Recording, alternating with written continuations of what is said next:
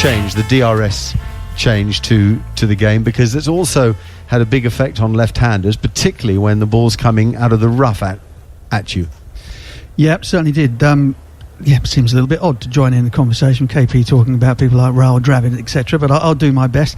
The issue, as far as I saw it, or as far as I felt it, was wasn't that bothered if the ball was turning big, because you could put the pad there. If the ball was spinning back into you, say it's Shane Warne to a left-hander, he's trying to land the ball in the rough outside off stump, you knew you could pretty much get a big size stride in, cover up, get the sort of bat out the way and just boot it. You're never getting given out. I never played with DRS, and so when I watch these guys play now and watch, with people tweeting and saying, well, how come they're missing straight balls? I'll tell you why they're missing straight balls. They're missing straight balls because they cannot get the pad half in line and the bat half in line. They can't play for the ball to do both things, which we could back in the old days. Absolutely. You could play for the ball. Say, for example, I'm facing an off-spinner. I could play for the ball to turn, so I could play slightly outside the line of where the ball is pitched. And if the ball spins, it hits the middle of my bat. If it doesn't, if it goes straight on, it hits me on the pad. I'm never getting given out in a million years. All right? Graham Swan. You watch what happened to Graham Swan's career as soon as DRS came into left-handers. Oh my goodness! He would rag one past them. The lefty's thinking, "Oh goodness me! I've now got a bit of a problem here," because he's turning the ball a long way. It might hit the rough. It might not. Generally speaking, to an off-spinner, the rough is too wide for a left-hander. You're not bothered about the rough. But all he has to do is rag one. The left-hander's now thinking, well, I've got to cover that spin, so the pad goes another inch, 2 inches towards the line of the ball coming in. The ball pitches, goes straight on. You've missed it on the inside edge. It hits you in the middle of the shin. They appeal, they review. DRS gives you out every single time. Now I made my test debut in '97. I played my last test in 2004. I never had the rotten fortune of having to have DRS in. So, as far as the rough was concerned, I believed in the idea that playing against the spin out of the rough was not a no-no.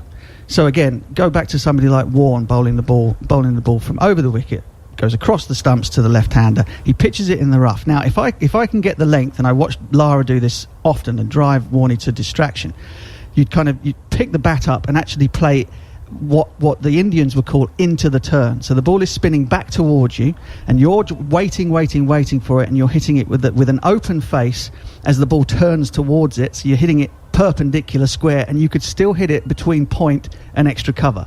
So a lot of people would say, well, that's massively risky. You're playing against the spin. Well, you're not, because you're playing it with a slightly flat bat. It's not a perfectly straight bat. And KP, I can picture him doing it now. He drops the elbow and hits it almost like a tennis shot into the spin. And so that was not a problem. I always struggled. I struggled massively with slight turning off spin. That would kill me. And with DRS now, I don't think I'd ever score a run, because I'd be playing for the ball to turn a little bit. I'd miss it on the inside and be out LBW every single time. But all those great players, Jimmy Adams, Andy Flower, Sachin Tendulkar, Matthew Hayden on the sweep. How many times did Haydos play when he scored all those hundreds, sweeping Harbhajan sweep? The number of times they got hit on the pad, it's a different game. Butch, I don't know if this applied when you started first-class cricket. I remember when you started, I'd say it was about 1990 and 89 perhaps, but there was some English umpires that give you out for the shot. If you swept the ball, they'd say, no, you play and straight. And the time son. of the day. Yeah, the time. and what number you were batting. Anywhere but lower than 8, and you were gone. But no, I think generally speaking, you stood a very, very good chance of being jettisoned if you were sweeping.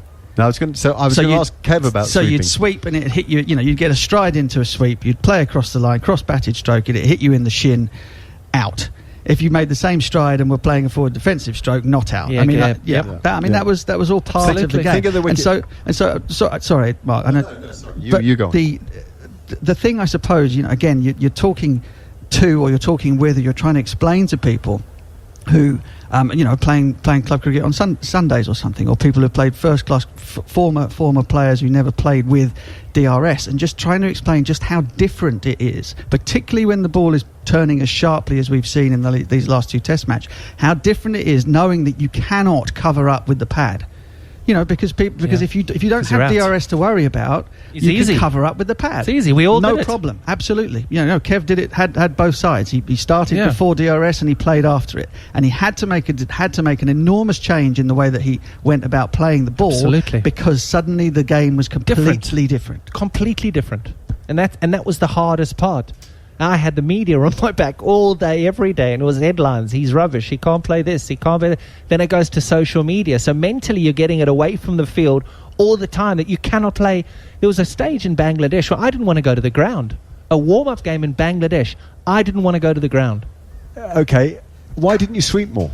Because if you missed it, you're still getting given out on the front foot. So Joe Root, in the 3 mammoth innings that he played, 2 in Sri Lanka and 1 in India, he swept brilliantly, right? Joe Root swept entirely on line, entirely, right? Outside off stump, yeah. Outside off stump, or on the rare occasion where the ball was pitching outside leg. But all he was looking for was for the ball to be pitching outside the line of off stump. He swept, and it didn't matter whether it was full, whether it was back of a length. It didn't matter whether he was trying to hit it way in front of mid wicket or try to get it down, sort of, you know, past the man on the 45.